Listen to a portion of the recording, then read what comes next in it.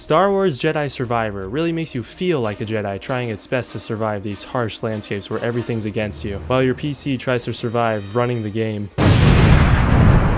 Let's get this out of the way first. The worst part about this game is that it is owned by Electronic Arts. EA is well known for using not great business tactics, like releasing unfinished games, adding microtransactions, or gambling. They had to go to court for that last one. Do you consider loot boxes to be an ethical feature? So what we look at as surprise mechanics. So it's not surprising when Jedi Survivor did not run well on the PC. That's why I bought it for the PS5. Hey Marin, how have you been? It's been a while. Oh my god, what is happening to your face? I did have some performance issues, but the game was playable and it was pretty good. I love Jedi Fallen Order so much and Cal's journey in it, so I was really excited to see it continue. Fallen Order was about Cal slowly coming to terms with his trauma and becoming a stronger Jedi through it. Jedi Survivor is about Cal realizing, wait a minute, the Order is gone. I can do what I want. For example, Jedis are not allowed to find love for some reason, and it's a belief that Cal agrees with. Until he says, nah, forget that, goth girlfriend. Jedi are also supposed to approach every situation with a clear head and not let emotions cloud their judgment. So Cal will approach every confrontation with a calm tone.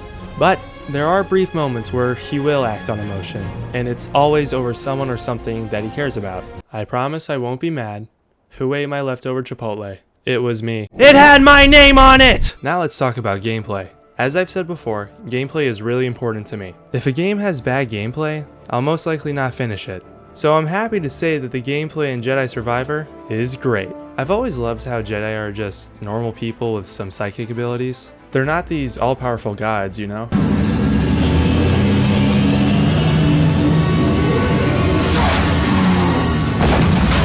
Ignore him. Cal isn't overpowered. He can easily die if you don't play smart. So the main mechanic is parrying and stamina. If you parry correctly, you will break down an enemy's defense. But if the timing is off, it will wear down your own stamina. Your stamina will take time to recover. Also, you cannot parry while mid-attack.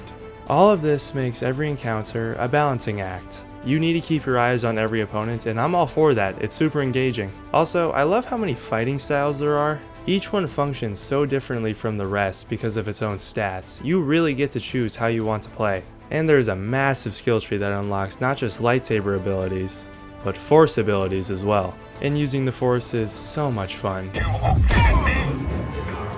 I guess you could say this game really makes you feel like a Jedi. I also enjoyed the traversal. Cal moves around so freely and weightlessly that it's so much better than something like God of War. The problem with God of War's traversal is that Kratos is so tough and strong that it makes no sense why he would slowly climb down this cliff. It would make way more sense if he did something like drop down. Also, Cal climbs a lot faster than Kratos and it's really funny. The last thing I want to talk about are the boss fights. So many are just very underwhelming. Like a giant squid man, not too challenging honestly. Ryan Gosling's the Gray Man, real child's play. A pretty good twist villain with good foreshadowing and motivation? Come on, we're not even trying anymore. Darth Vader? Terrible. But when I recognized this one man, my entire body broke out into a sweat. Rick, the door technician. A horror story known across the galaxy. Legends say he fought off Palpatine with just his pinky. I don't think you guys understand how many tries it took me just to beat him.